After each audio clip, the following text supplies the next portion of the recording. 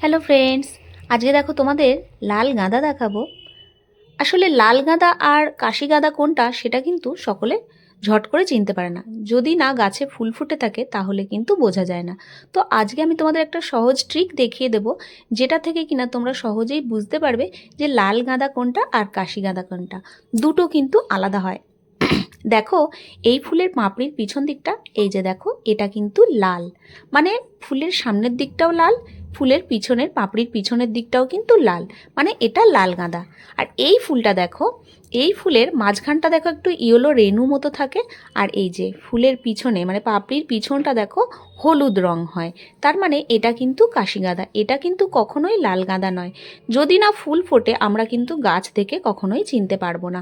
একমাত্র ফুল ফুটলেই আমরা বুঝতে পারবো কোনটা লাল গাঁদা আর কোনটা কাশি গাঁদা। ফুলের মাঝখানে এরকম ইয়েলো রঙের রেনু থাকবে, আর ফুলের পাপড়িটা কিন্তু পিছনে মানে পিছনের দিকের পাপড়িটা কিন্তু ইয়েলো হবে।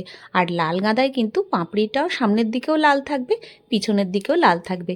তো কেমন লাগলো বন্ধুরা? অতি সহজেই চেনা গেল না লাল গাঁদা আর কাশি গাঁদা কোনটা। তো ভিডিওটা ভালো লাগলে তোমরা আমার চ্যানেলটাকে সাবস্ক্রাইব আর লাইক করে পাশে থাকতে পারো। তাতে আমার নতুন নতুন ভিডিও বানানোর আরও অনেক ইচ্ছা হবে। তো ভিডিওটা ভালো লাগলে লাইক করে আমার পাশে থেকো। আজ এখানেই শেষ করছি।